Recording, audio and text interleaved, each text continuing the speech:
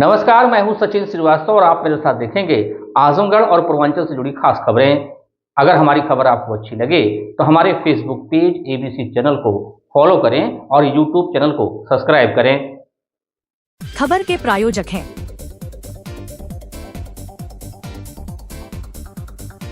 Ginni apparel, complete family shop for apparel shopping, Civil Lines Azamgarh, नए collection की भरपूर range उपलब्ध। GD global school Kartalpur bypass Azamgarh.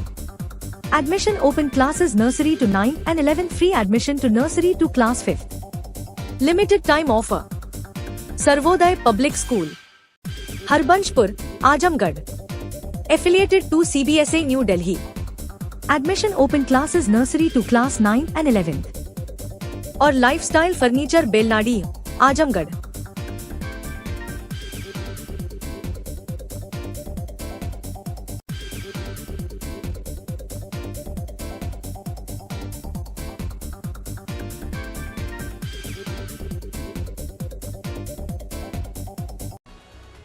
बड़ी खबर आजमगढ़ से, जहां जिले में समाज कल्याण विभाग ने शासन द्वारा 10 शिक्षकों के वेतन भुगतान पर लगाई गई रोक के बाद भी भुगतान करने के मामले में डीडी समाज कल्याण ने शनिवार को पटल सहायक सत्येंद्र बहादुर सिंह और समाज कल्याण अधिकारी राजेश चौधरी के खिलाफ प्राथमिकी दर्ज करने के लिए नगर कोतवाली में तहरीर दी है। डीडी समाज कल्याण की तहरीर पर नगर कोतवाली पुलिस ने बीएनएस की धारा 61(2) और 316(5) के तहत जिला समाज कल्याण अधिकारी राजेश चौधरी और पटल सहायक सत्येंद्र बहादुर सिंह के खिलाफ मुकदमा दर्ज कर लिया है। आपको बता दें कि शिकायतकर्ता अरुण कुमार सिंह ने 20 फरवरी को दिए गए प्रार्थना पत्र में आरोप लगाया गया था कि जिला समाज कल्याण अधिकारी और उनके पटल सहायक द्वारा शासकीय धन का दुरुपयोग किया गया तथा सहायक अध्यापकों की जो नियुक्तियां शासनादेश के विपरीत की गई थी उन्हें शासन से रोक लगने के बाद भी भुगतान कर दिया गया। मंडलायुक्त के निर्देश पर डीएम ने मुख्य विकास अधिकारी की अध्यक्षता में गठित समिति, जिसमें जिला विकास अधिकारी और मुख्य कोषाधिकारी शामिल थे, से पूरे मामले की जांच कराई। जांच के दौरान शिकायतकर्ता और संबंधित विभागीय अधिकारियों से साक्ष्य व अभिलेख लिए गए। जांच में सामने आया कि कुछ सहायक अध्यापकों की नियुक्तियां अवैध हैं, जिस पर शासन ने उनके वेतन भुगतान पर रोक लगा दिया था। इसके बावजूद उन्हें वेतन का भुगतान किया गया। इस प्रकार कुल 10 अध्यापकों को लगभग 51,46,000 रुपये का भुगतान अनियमित रूप से किए जाने की पुष्टि हुई है। आख्या में यह भी कहा गया है कि इन मामलों से संबंधित प्रकरण पहले से ही उच्च न्यायालय में विचाराधीन रहे हैं। डीएम रविंद्र कुमार ने जांच रिपोर्ट के साथ कार्रवाई की संस्तुति कर शासन को भेज दिया था। इसके बाद प्रशासन हरकत में आया और बाद में डीडी समाज कल्याण ने समाज कल्याण विभाग के पटल सहायक और जिला समाज कल्याण अधिकारी पर प्राथमिकी दर्ज करने के लिए नगर कोतवाली में तहरीर दी। वह इस मामले में सीओ सिटी शुभम तोदी ने बताया कि उपनिदेशक समाज कल्याण विभाग द्वारा थाना कोतवाली में तहरीर दी गई थी, जिसमें वेतन अनियमितता को लेकर समाज कल्याण अधिकारी पर आरोप है कि जाँच के उपरांत नगर कोतवाली में सुसंगत धाराओं में मुकदमा दर्ज किया गया है। अग्रिम विधिक कार्रवाई प्रचलित है। क्या कुछ कहना है शुभम तोदी सीओ सिटी का इस पूरे मामले को लेकर, सुनिए। सर, कोतवाली का क्या मामला है? ये उप निदेशक समाज कल्याण विभाग के अधिकारी के द्वारा थाना कोतवाली में एक तहरीर दी गई थी, जिसमें वेतन अनियमितता को लेकर के जिला समाज कल्याण अधिकारी के ऊपर आरोप की जांच के उपरांत पुष्टि करने पर मुकदमा थाना कोतवाली में दर्ज किया गया है। सुसंगत धाराओं में ये मुकदमा दर्ज किया गया है व अग्रिम विधिक कार्रवाई की जा रही है। खबर आजमगढ़ से, जहां दीवानी न्यायालय परिसर में शनिवार को आयोजित राष्ट्रीय लोक अदालत में कुल 1,16,721 मुकदमों का निस्तारण किया गया। इससे पूर्व जिला जज जयप्रकाश पांडे ने हॉल ऑफ जस्टिस में देवी सरस्वती के चित्र पर माल्यार्पण तथा दीप प्रज्वलित करके लोक अदालत की विधिवत शुरुआत की। इस अवसर पर उपस्थित अधिकारियों व अधिकारियों को संबोधित करते हुए जिला जज ने कहा कि लोक अदालत आम आदमी के लिए उपलब्ध एक महत्वपूर्ण वैकल्पिक विवाद समाधान तंत्र है। जिला विधिक सेवा प्राधिकरण की सचिव नितिका राजन ने बताया कि इस लोक अदालत में 19 जोड़ों ने सारे मतभेद भुलाकर फिर से एक साथ रहने का निर्णय लिया। लोक अदालत में मोटर दुर्घटना अधिकरण के जज मुकेश कुमार सिंह ने कुल 135 मुकदमा का निस्तारण किया। प्रधान पारिवारिक न्यायाधीश अहसानुल्लाह खान ने 69 मुकदमा, पारिवारिक न्यायाधीश कोर्ट नंबर 2 बालकृष्ण एन राजन ने 15 मुकदमों का निस्तारण किया। अपर जिला जज एंटी करप्शन अजय कुमार साई ने 1 मुकदमा, अपर जिला जज कमलापति ने 2 मुकदमा, SC डिस्ट्रिक्ट कोर्ट अपर जिला जज विजय कुमार वर्मा ने 10 मुकदमा, अपर जिला जज पॉक्सो कोर्ट जैनुद्दीन अंसारी ने 3 मुकदमा, विशेष न्यायाधीश ओम प्रकाश मिश्रा ने 806 मुकदमा, fast track court number 2 Dinesh Kumar ने 1 मुकदमा निस्तारित किया। मुख्य न्यायिक मजिस्ट्रेट सत्यवीर सिंह ने 3780 मुकदमा, सिविल जज सीनियर डिवीजन अनुपम त्रिपाठी ने 24 मुकदमा, अपर मुख्य न्यायिक मजिस्ट्रेट कोर्ट नंबर 10 रश्मि चंद ने 1812 मुकदमा, अपर मुख्य न्यायिक मजिस्ट्रेट कोर्ट नंबर 11 अंकित वर्मा ने 1627 मुकदमा, अपर मुख्य न्यायिक मजिस्ट्रेट कोर्ट नंबर 13 के आर आनंद ने 1835 मुकदमा, मुंसिफ हवेली रविकांत ने 28 मुकदमों का निस्तारण किया। न्यायिक magistrate court number 20 Venus Kumar ने 1047 मुकदमों का निस्तारण किया। क्या कुछ कहना है जयप्रकाश पांडे जिला जज और नीतिका राजन सचिव विधिक सेवा प्राधिकरण का, सुनिए।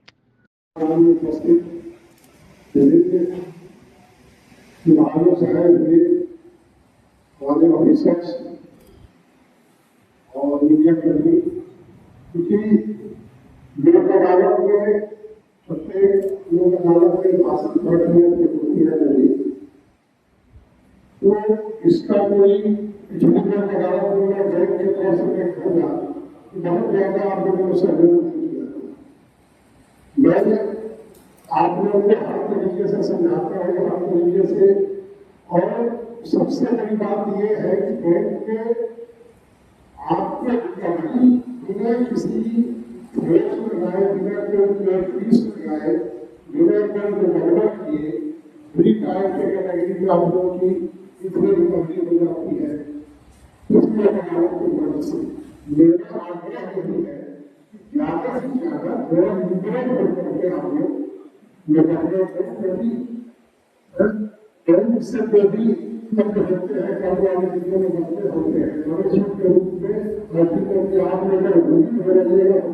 जाएगा तो नहीं, तो फ्री ट्रायल के स्टेज पर ही इसको थोड़ा सा निर्णय होकर अपना नफा नुकसान तय करके अपने रूल के हिसाब से जो भी क्या हो उसको के हिसाब से मैक्सिमम मेरा आग्रह है कि आप लोग धंधा निकाल करें।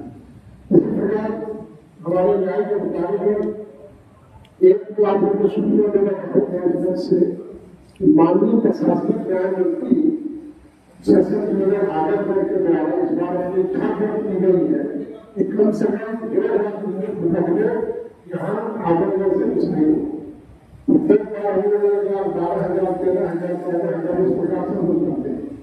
तो हमारे न्यायिक अधिकारी से बदली महोदय के द्वारा इसी से हम लोगों का निवेश किया गया कि मैक्सिमम मुकदमे दिखाई देंगे आपको, तो उसको आप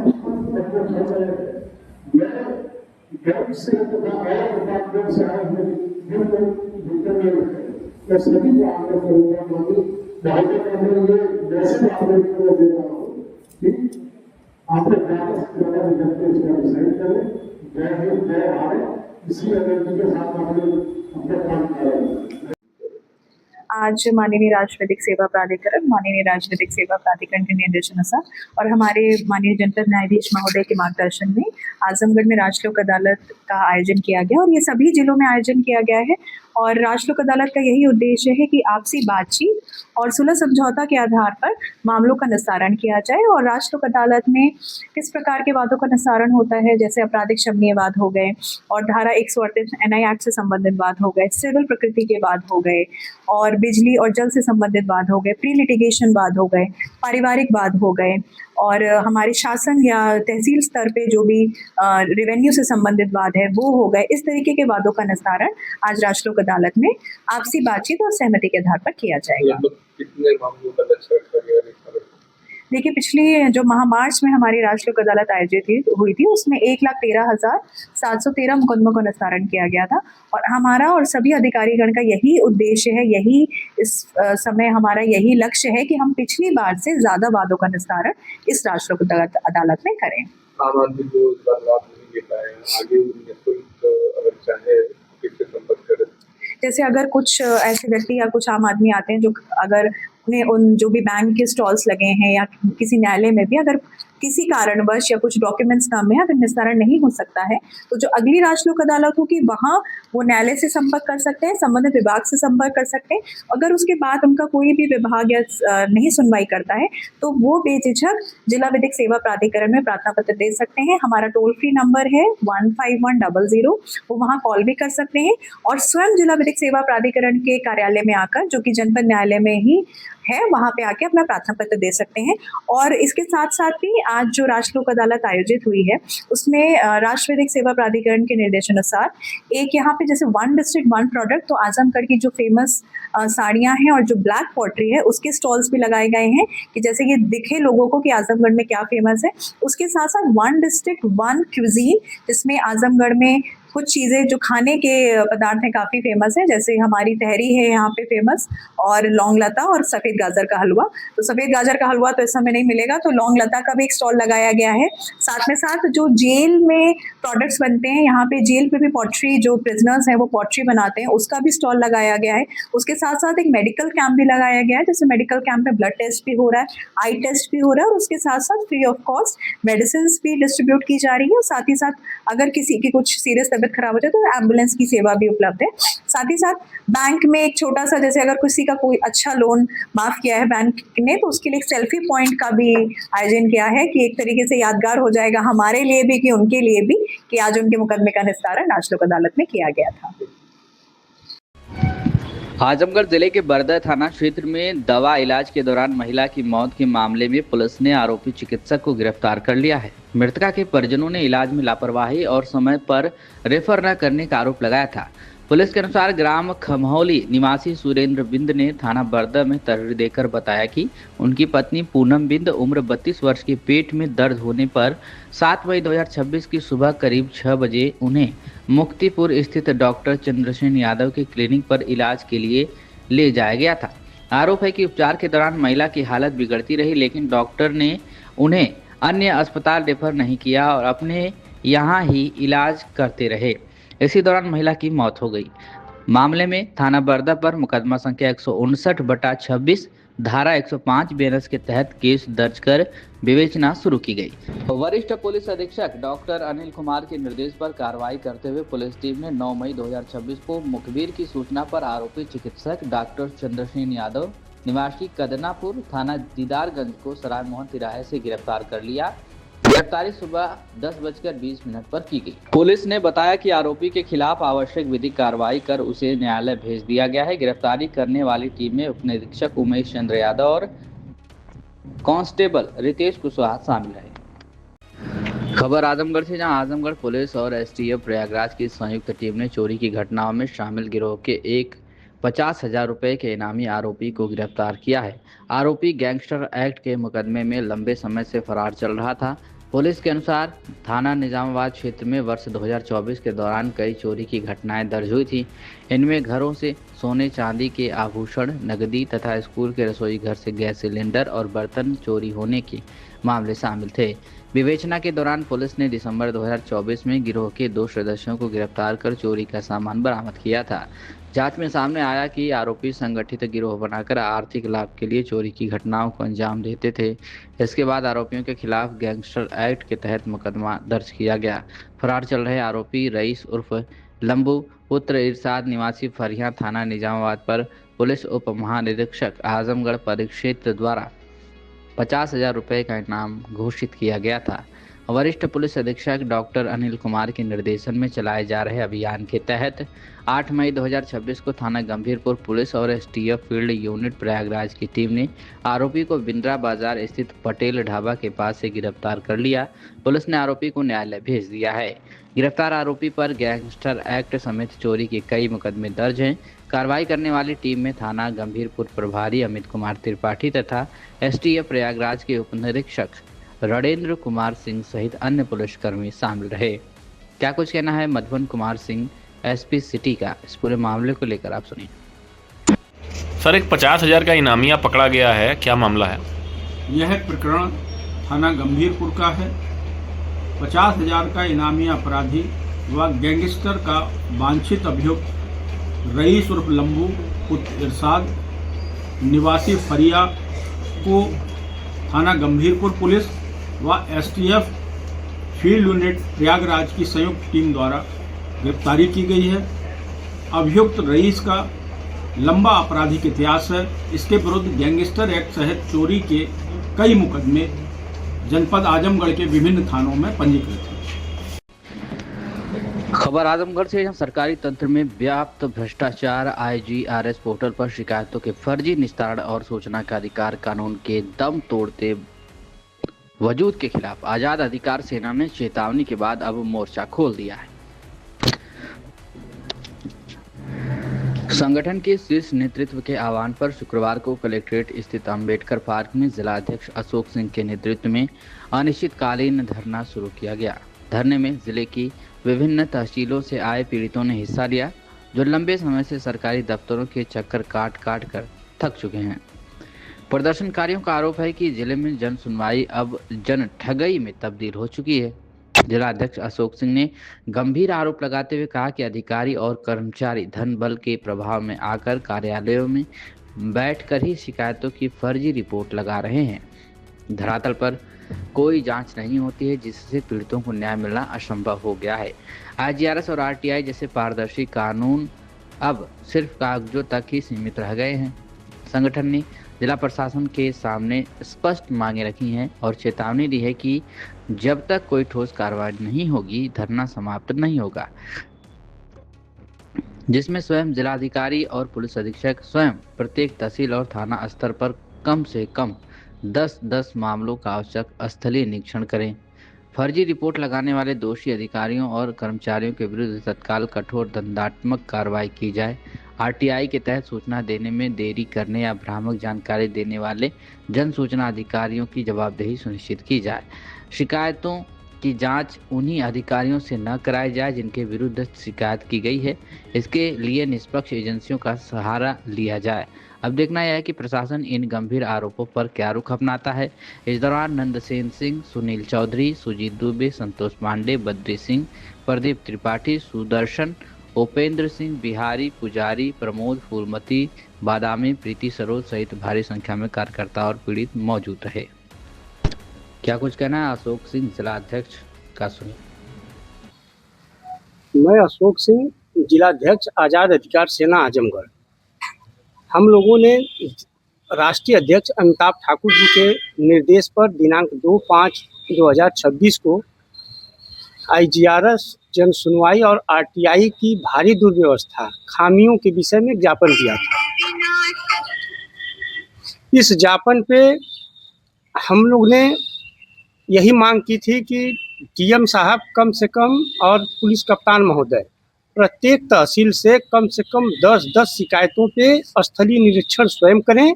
वह तहसीलों के भ्रष्टाचार, लीपापोती, मिली भगत उनके सामने आ जाएगी। हम यहाँ से IGRS या RTI के खिलाफ जनहित याचिका दाखिल करते हैं जाकर हाई कोर्ट, लेकिन हमारे अधिकारी यही रूम पे बैठे जिनके खिलाफ हमारी शिकायत रहती है उन्हीं को जांच अधिकारी बना दिया जाता है। न तहसील से कोई अधिकारी मौके पे जाता है और न जिला से कोई अधिकारी जाता है। हम लोग अनशन पे बैठे हैं और यह अनशन अनवरत चलता रहेगा जब तक DM साहब आकर और SP साहब आकर हम लोग को पूर्ण आश्वस्त न करते हैं और लिखित में नहीं देते हैं कि प्रत्येक तहसील से 10 शिकायतों पर हम स्वयं स्थलीय निरीक्षण अपनी निगरानी में करवाएंगे वीडियोग्राफी के साथ। तब तक यह धरना प्रत्येक दिन 10:30 बजे से लेकर 4 बजे शाम तक चलता रहेगा। जी हाँ, मैं डम्पी तिवारी विधानसभा सगड़ी से, और आज हम लोग बाबा साहब के स्मारक के नीचे आजाद अधिकार सेना के नेतृत्व में बड़े भाई अशोक सिंह जी द्वारा और माननीय राष्ट्रीय अध्यक्ष अमिताभ ठाकुर जी के नेतृत्व काल में हम लोग यहाँ पे धरना प्रदर्शन एक अनशन के रूप में स्टार्ट किए हैं। और तमाम तहसीलों से अगर आप कैमरा घुमा देंगे तो देख रहे होंगे कि तमाम तहसीलों से, सगड़ी से, मेहनगर से और आपके बूढ़नपुर से, सदर से, ये तमाम लोग अपनी जन सुनवाई पे जो एक फर्जीवाड़ा एक आईजीआरएस पर जो सुखैती चल रही है इन लोगों की, और पर डे डीएम साहब हमारे बैठकर यहाँ पर निस्तारण का जो भाव लगा रहे हैं, उस भाव में विवेचना और आख्या जो लेखपाल, कानगो तहसीलदार और एसडीएम का लग रहा है, एकदम पूर्ण रूप से झूठा, निराधार और किसी प्रकार का कोई मतलब नहीं। सिर्फ सरकार की ताना बाना को दिखाने के लिए सोशल मीडिया पर, पेपरों के द्वारा, पत्र के माध्यम से सिर्फ इनको नंबर 1, नंबर 2, नंबर 3, नंबर 4 दिया जा रहा है। स्थलीय जांच तो कुछ है ही नहीं।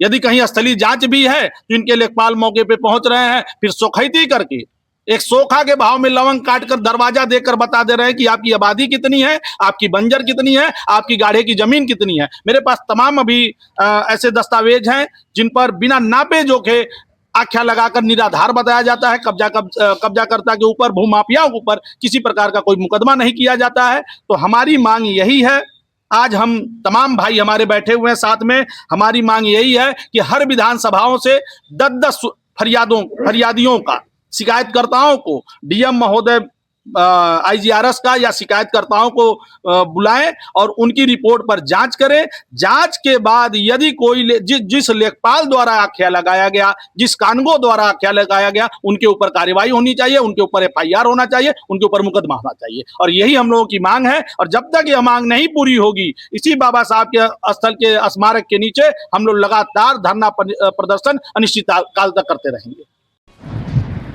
खबर आजमगढ़ से, जहां मिशन शक्ति 5 के अंतर्गत राष्ट्रीय लोक अदालत में न्यायपालिका और पुलिस विभाग के समन्वय से 17 दंपति जोड़ों का पुनर्मिलन कराया गया। आपसी सहमति से वैवाहिक विवादों का समाधान होने पर सभी दंपतियों ने पुनः साथ जीवन शुरू करने का निर्णय लिया।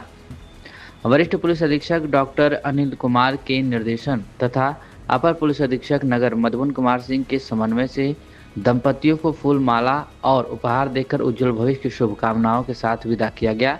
इस पहल से कई परिवारों में फिर से खुशियां लौट आईं। इस प्रक्रिया में प्रधान न्यायाधीश पारिवारिक न्यायालय एहसान उल्लाह खान, अपर प्रधान पारिवारिक न्यायाधीश दिनेश कुमार मिश्रा एवं बाल कृष्ण सचिव जिला विधिक सेवा प्राधिकरण निकिता राजन, परामर्शदाता कुलदीप कुमार सिंह, श्रवण कुमार गुप्ता और विनय कुमार तिवारी सहित पुलिस प्रशासन की महत्वपूर्ण भूमिका रही। न्यायालय और पुलिस अधिकारियों ने दोनों पक्षों की लगातार काउंसलिंग कर सौहार्दपूर्ण वातावरण में समझौता कराया। राष्ट्रीय लोक अदालत के माध्यम से हुए समाधान से न केवल न्यायालयों में लंबित मामलों के निस्तारण में सहायता मिली, बल्कि संबंधित पक्षों को मानसिक, सामाजिक और आर्थिक सहायता राशि भी प्राप्त हुई। कार्यक्रम में न्यायिक अधिकारियों, अधिवक्ताओं और प्रशासनिक विभागों के समन्वय को सराहनीय बताया गया। प्रधान न्यायाधीश एहसान उल्लाह खान ने कहा कि कई वर्षों से अलग रह रहे 17 दंपतियों का पुनर्मिलन अत्यंत खुशी का विषय है। उन्होंने कहा कि पारिवारिक विवाद हर घर में होते हैं, लेकिन उन्हें आपसी समझ और संवाद से सुलझाया जा सकता है। उन्होंने सभी दंपतियों को सुखद भविष्य की शुभकामनाएं देते हुए विदा किया। खबर आजमगढ़ से, जहां उत्तर प्रदेशीय प्राथमिक शिक्षक संघ के तत्वावधान में नगर स्थित शिक्षक सदन भोला सिंह सभागार में एक शोक सभा का आयोजन किया गया। इस दौरान जनपद के शिक्षकों ने गोरखपुर के जिला विद्यालय निरीक्षक रहे स्वर्गीय अमरकांत सिंह के असामयिक निधन पर गहरा शोक व्यक्त किया। जहां शोक सभा की अध्यक्षता कर रहे संघ अध्यक्ष सुरेंद्र प्रताप सिंह के नेतृत्व में शिक्षक गणों ने स्वर्गीय अमरकांत सिंह के चित्र पर दीप प्रज्वलित और पुष्प अर्पित किया। उपस्थित शिक्षकों ने नम आंखों से अपने प्रिय अधिकारी को याद किया और 2 मिनट का मौन रख कर उनकी आत्मा की शांति के लिए ईश्वर से प्रार्थना की। सभा को संबोधित करते हुए अध्यक्ष सुरेंद्र प्रताप सिंह ने बताया कि स्वर्गीय अमरकांत सिंह उत्तर प्रदेशीय प्राथमिक शिक्षक संघ के पूर्व प्रदेशीय महामंत्री के ज्येष्ठ पुत्र थे। वे मूल रूप से आजमगढ़ जिले के मार्टिनगंज तहसील के अमानवे गांव के निवासी थे। गोरखपुर में DIOS के पद पर तैनाती के दौरान उन्होंने अपनी एक विशिष्ट पहचान बनाई थी।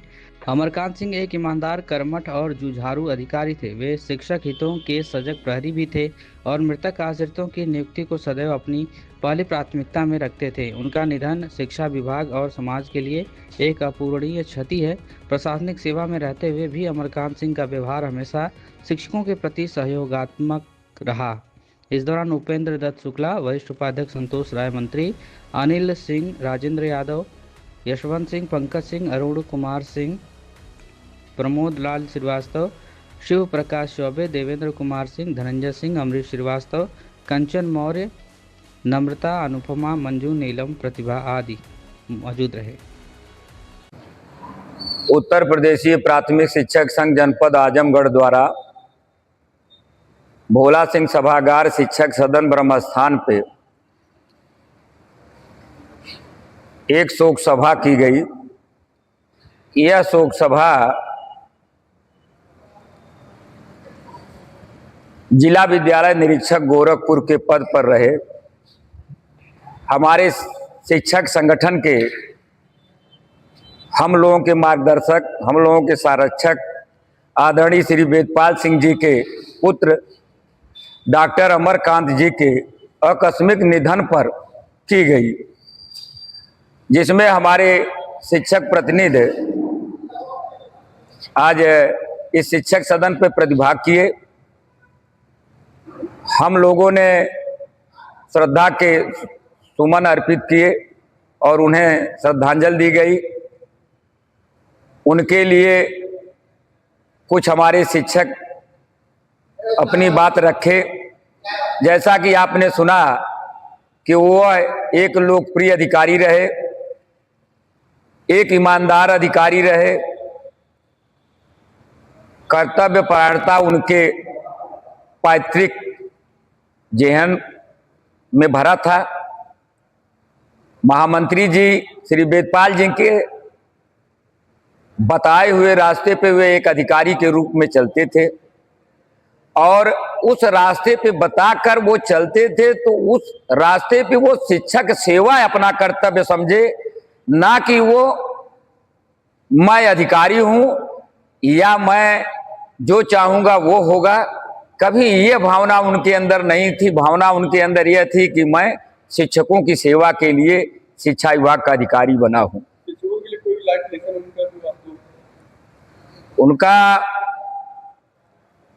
आपको बताऊं कि आजमगढ़ चूंकि उनकी जन्मस्थली रही, इसलिए यहाँ उनकी कोई पोस्टिंग नहीं हुई।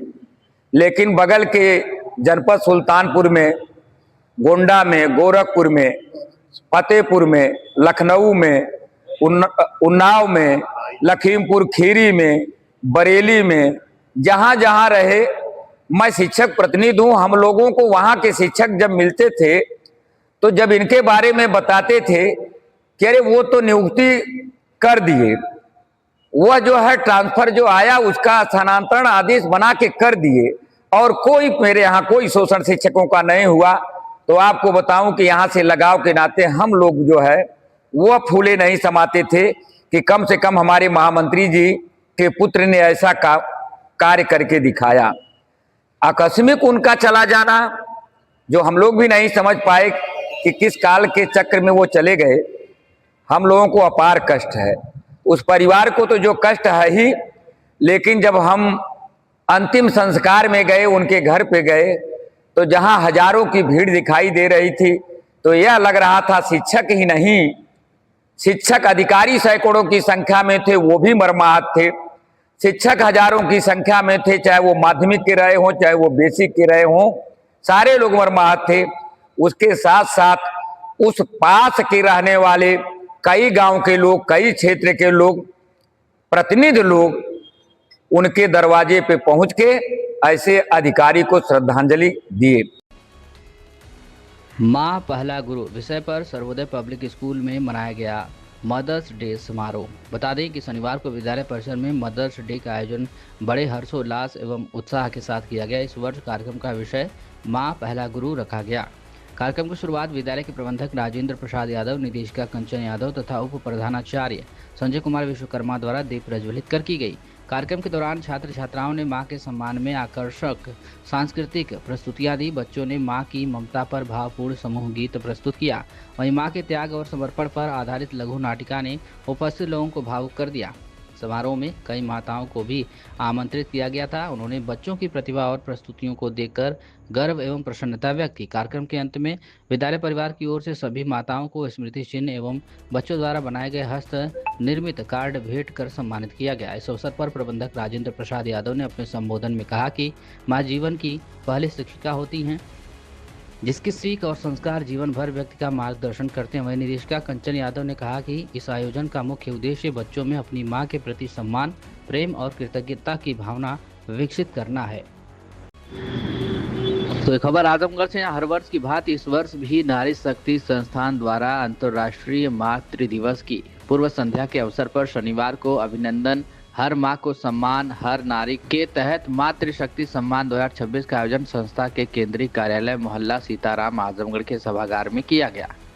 इस कार्यक्रम के अंतर्गत विषम परिस्थितियों में हार न मानते हुए अपने सामाजिक दायित्वों का निर्वहन करते हुए अपने परिवार को भी आगे बढ़ाया, ऐसी मातृ शक्तियों को सम्मानित किया गया। कार्यक्रम की अध्यक्षता संस्था संरक्षक डॉक्टर नेहा दुबे एवं संचालन अनीता श्रीवास्तव ने किया। कार्यक्रम का शुभारंभ सर्वप्रथम शक्ति की प्रतीक मां दुर्गा के समक्ष दीप प्रज्वलित कर पुष्पार्चन से किया गया। इस वर्ष मातृ शक्ति सम्मान 2026 उषा बर्नवाल, अमरावती राय, किरण गौड़, दुर्गा देवी एवं चिंतामणि को दिया गया। उन्होंने सामाजिक दायित्वों का बखूबी निर्वहन करते हुए परिवार को भी सामाजिक और शैक्षणिक रूप से आगे बढ़ाया। इस अवसर पर बोलते हुए संस्था की सचिव डॉक्टर पूनम तिवारी ने बताया कि इस वर्ष मातृशक्ति सम्मान माताओं को दिया गया, जिन्होंने अपनी सामाजिक जिम्मेदारियों को निभाते हुए परिवार के उत्थान में भी अपना अहम योगदान दिया है और अपने घर, परिवार एवं बच्चों को भी आगे ले जाने का कार्य किया है। संस्था अध्यक्ष मंजू उपाध्याय ने कहा कि नारी शक्ति संस्थान यह कार्यक्रम इन मातृ शक्तियों के सम्मान के लिए करती है कि इनसे प्रेरणा लेकर अन्य महिलाएं भी आगे बढ़े और जीवन की कठिनाइयों से हतोत्साहित न हो, बल्कि उनका डटकर मुकाबला करें। सफलता उनका कदम अवश्य चूमेगी। कार्यक्रम के अंत में कार्यक्रम की अध्यक्षता कर रही डॉक्टर नेहा दुबे ने आए हुए समस्त महिलाओं का धन्यवाद एवं आभार व्यक्त किया। इस अवसर पर डॉक्टर प्रीति गुप्ता, सुषमा बर्नवाल, रश्मि डालमिया, संजू चौधरी, आस्था राय, अनीता, आलोक श्रीवास्तव, नीता बर्नवाल सहित संस्था के समस्त संरक्षक पदाधिकारी एवं सक्रिय सदस्य उपस्थित रहे। सर्वोदय पब्लिक स्कूल आजमगढ़ में आपका स्वागत है, जहां हर दिन एक नई शुरुआत होती है। यहाँ आपके बच्चे की अच्छी शिक्षा और बेहतर भविष्य के लिए नई शिक्षा नीति 2020 के अनुरूप पाठ्यक्रम है और इससे जुड़ी सभी सुविधाएं उपलब्ध हैं। यहाँ sports, horse riding, dance classes जैसी यूजफुल एक्टिविटीज तो होती ही हैं, साथ ही लाइब्रेरी, म्यूजिक और आर्ट एंड क्राफ्ट के थ्रू भी बच्चों की क्रिएटिविटी को स्पेशली बढ़ावा दिया जाता है। बच्चों को तकनीकी दुनिया से जोड़े रखने के लिए स्मार्ट क्लासेस, रोबोटिक्स और कंप्यूटर लैब्स उपलब्ध हैं। छोटे बच्चों के लिए अलग से प्ले सेट एरिया है और एक्टिविटी रूम की व्यवस्था है। सर्वोदय स्कूल में बड़ी क्रिकेट एकेडमी के साथ ही हेल्थ और वेलफेयर क्लब भी है, जहां पर बच्चों को सेहतमंद और खुश रखने की पूरी कोशिश की जाती है। 6th क्लास से गर्ल्स के लिए सेपरेट क्लासेस और बिल्कुल सुरक्षित स्कूल बस सर्विसेज, वो भी GPS के साथ सभी रूट्स के लिए अवेलेबल है।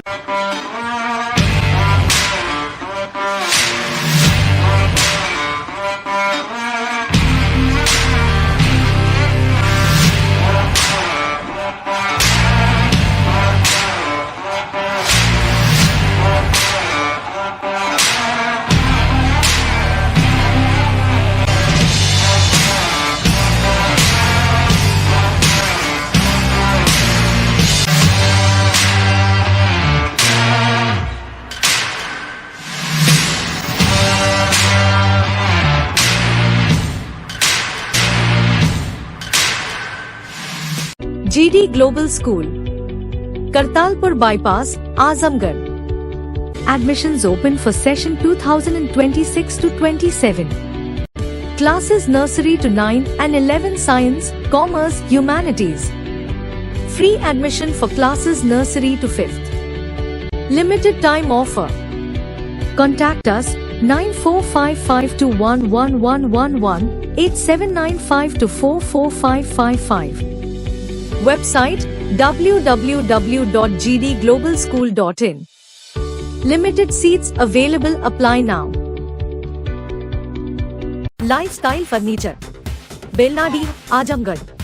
सभी प्रकार के फर्नीचर एवं इलेक्ट्रॉनिक सामानों की भरपूर रेंज उपलब्ध। हमारे यहाँ EMI की सुविधा 0% ब्याज पर उपलब्ध। इलेक्ट्रॉनिक सामानों में LED TV, refrigerator, washing machine, air conditioner, air cooler, deep freezer, water cooler, mixer, juicer, iron, fan, induction, battery, inverter, electric geyser, gas geyser, आटा चक्की इत्यादि। फर्नीचर के सामानों में बेड, गद्दा, सिंगारदान, अलमीरा, sofa, table, chair, rack, stool, संदीली, सीढ़ी, डाइनिंग टेबल, झूला आदि। शादी विवाह की हो तैयारी या ऑफिस और घर के लिए सामानों की करनी हो खरीदारी, पहुंचिए लाइफस्टाइल फर्नीचर, बेलनाडी, आजमगढ़।